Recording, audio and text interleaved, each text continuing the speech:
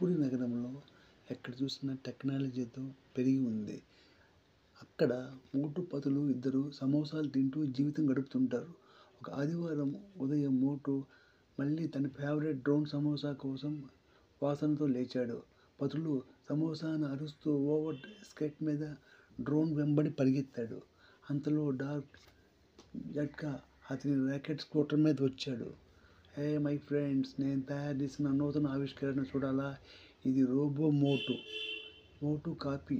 మోటు ఆనందంతో, ఆహా, ఇది సమోసాలు తింటాడా? లేదు, కానీ నీ బదులు అన్నీ చేస్తుంది. ఇంటి పని, యోగా, బాక్సర్ను కూడా డీల్ చేయగలదు అని చెప్పాడు జట్కా. గసికెతారా మామూలుగా? నేనైతే 20 ఏళ్లుగా ఇలాంటి రోబోను చూస్తున్నాను. ఒక్క బటన్ నొక్కగానే రోబో మోటు ఒక్కసారిగా లేచాడు. నమస్తే, నేను రోబో మోటు. సమోసాలు తినను, మోటును రక్షిస్తాను.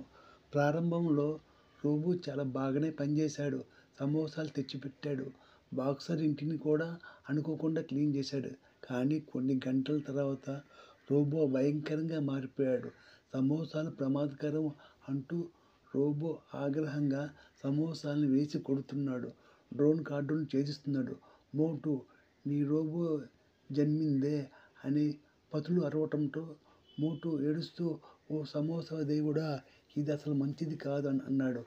డాక్టర్ జట్కా, ఓ పొరపాటుగా సమోసా వ్యతిరేక ప్రోగ్రాం లోడ్ చేశావేమి? రోబో బాంబులు వేసే సమోసా చట్నీ మిసైల్తో వీధి అంతా గందరగోళం చేస్తూ సమోసాలు నాశనం కావాలి అని అరుస్తున్నాడు. పట్లు చాకచక్యంగా ఫెస్టివల్ గాలిలో నుంచి పెద్ద సమోసా తీసి ఆకాశంలో వేశాడు. హే రోబో మోటు, ఇది నీ లక్ష్యం అని చెప్పాడు.